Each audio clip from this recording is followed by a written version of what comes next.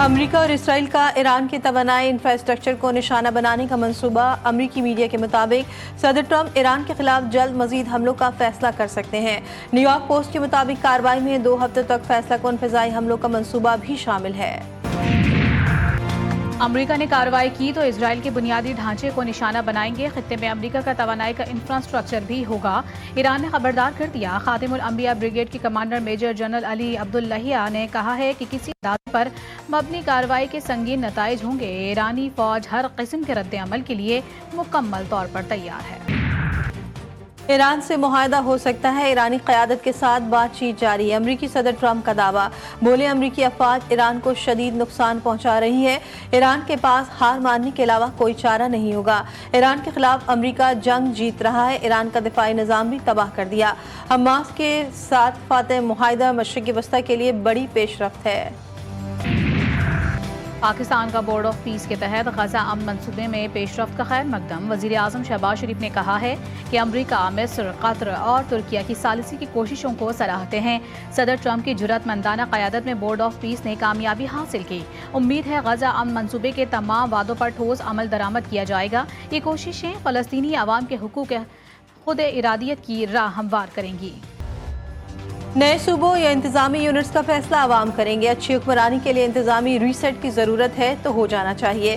25 کروڑ آبادی کے لیے 4 صوبے ہیں۔ ترجمان پاک فوج کی پریس بریفنگ، بولے دہشت گردوں سے بات چیت کی کوئی گنجائش نہیں، اگر وہ ریاست کے سامنے نہ جھکے تو بھرپور جواب دیا جائے گا۔ دہشت گردوں کو ہتھیار ڈالنا ہوں گے یا ہم انہیں ختم کر دیں گے۔ بھارت اور افغانستان کا مشترکہ ایجنڈا دہشت گردی ہے۔ فتنۃ الہندوستان اور فتنۃ الخوارج کے بھارتی مائی باپ ہیں۔ ان کی حکمت عملی ناکام ہونے پر بلوچستان پر نظریں جمائی گئیں۔ DGISPR کہتے ہیں کہ افغان طالبان رجیم دہشت گردوں کو سپورٹ کر رہی ہے۔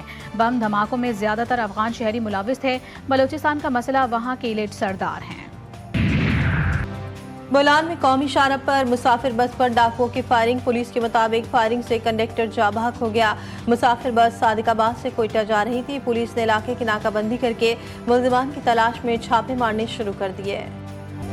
ایک دن پہلے پیٹرول اور ڈیزل مہنگا کر کے عوام پر مہنگائی کا نیا بوجھ ڈالنے والی حکومت کا آج قیمتوں میں معمولی کمی کا اعلان۔ پیٹرول صرف 12 پیسے اور ڈیزل 66 پیسے سستا کر دیا گیا۔ پیٹرول کی نئی قیمت 336 روپے 3 پیسے فی لیٹر، جبکہ ڈیزل کی نئی قیمت 392 روپے 38 پیسے فی لیٹر ہو گئی۔ LPG کی قیمت میں 13 روپے فی کلو اضافہ، اگست کے لیے LPG کی نئی قیمت 254 روپے فی کلو مقرر۔ گھریلو سلنڈر 152 روپے مہنگا ہو کر 3000 روپے کا ہو گیا۔ مظفر آباد، نیلم اور مہاجرین کی نشستوں پر الیکشن کل ہوں گے۔ انتخابی مہم رات 12 بجے ختم ہو گئی۔ مظفر آباد کے 3 اضلاع میں 9 نشستوں پر پولنگ ہوگی۔ دوسرے مرحلے میں مجموعی طور پر 208 امیدوار مد مقابل ہیں۔ مہاجرین جموں و کشمیر کی 12 نشستوں پر بھی پولنگ کل ہوگی۔ چیئرمین پیپلز پارٹی کی آزاد کشمیر کے عوام کے حق حاکمیت کی حمایت، کہتے اپنے مستقبل کا فیصلہ کرنے کا حق کشمیر کے عوام کا ہی ہے۔ کشمیر کی حکومت اور کشمیر کے مستقبل سے متعلق تمام فیصلے کشمیری عوام خود کریں۔ کشمیری عوام کو وہ تمام حقوق دلوانا ہے جو ہر پاکستانی شہری کو حاصل ہیں۔ اسلام آباد، کشمیر اور خیبر پختونخوا سمیت ملک بھر میں آج بھی بادل برسیں گے۔ پنجاب، سندھ اور پنجٹی کی بلوچستان میں بارش کا امکان۔ اسلام آباد، راولپنڈی، گجرانوالہ، سیالکوٹ، لاہور اور فیصل آباد میں اربن فلڈنگ کا خطرہ۔ مری، گلیات اور کشمیر میں لینڈ سلائیڈنگ کا خدشہ۔ کشمیر، مری، گلیات، خیبر پختونخوا اور ڈیرہ غازی خان کے پہاڑی علاقوں میں لینڈ سلائیڈنگ کا بھی خدشہ۔ مستدار بارش کے باعث راول ڈیم میں پانی کی سطح بلند ہو گئی، اسپل ویز کھول دیے گئے۔ اسلام آباد انتظامیہ کے متعلقہ اداروں کو الرٹ رہنے کی ہدایت کا، شہری ندی نالوں اور سیلابی ریلوں کے قریب جانے سے گریز کریں۔ دریائے سندھ میں گڈو بیراج کے مقام پر درمیانے درجے کا سیلاب، کشمور کے 10 سے زائد دیہات زیر آب، کھڑی فصلیں بھی متاثر، کئی علاقوں کا زمینی رابطہ کٹ گیا، متاثرین کی نقل مکانی۔ دریائے چناب میں مرالہ کے مقام پر درمیانے درجے کا سیلاب، دریائے جہلم، راوی، کابل اور ان سے ملحقہ ندی نالوں میں بھی درمیانے درجے کے سیلاب کا خطرہ۔ کراچی والے ہو جائیں تیار، آج گرج چمک کے ساتھ بارش کا امکان، دوپہر یا شام کے وقت بادل برسنے کی پیش گوئی۔ بارش سے قبل شہر قائد میں ہب سے شہری بلبلا اٹھے، شدید گرمی اور ہوا میں نمی کے باعث شہری پسینے سے شرابور۔ محکمہ موسمیات کے مطابق 24 گھنٹوں کے دوران مطلع ابر آلود رہنے کا امکان ہے۔ गर्मियों की 2 माह की तातीलात खत्म। कराची समेत सिंध भर में स्कूल और कॉलेज दोबारा खुल गए। तातीलात के बाद पहले रोज हाजिरी कम, कई क्लास रूम्स खाली दिखाई दिए। मुतादिद निजी स्कूल ताहाल बंद। तातीलात के बाद सिंध हुकूमत ने स्कूलों में पीर से हफ्ते तक 6 रोज़ा तदरीसी हफ्ता भी बहाल कर दिया। कॉमनवेल्थ गेम्स में Olympic champion Arshad Nadeem title का दिफा करने में नाकाम। जेवलिन थ्रो के फाइनल में मेडल की दौड़ से बाहर हो गए। पहले राउंड में आगे ना बढ़ सके, टॉप 8 में भी क्वालिफाई ना कर सके। 12 एथलीट्स के मुकाबले में अरशद नदीम 90 नंबर पर रहे। श्रीलंका के रमेश थिरंगा ने 89.75 मीटर थ्रो फेंक कर गोल्ड मेडल जीता। भारत के नीरज चोपड़ा सिल्वर मेडल जीतने में कामयाब हुए। कॉमनवेल्थ गेम्स में पाकिस्तान का पहला मेडल। खातून बॉक्सर फातिमा जहरा ने कांसी का तमगा जीत लिया। ताहम वो 60 किलोग्राम कैटेगरी में कनाडा की हरीफ के खिलाफ सेमीफाइनल में कामयाबी हासिल न कर सकी।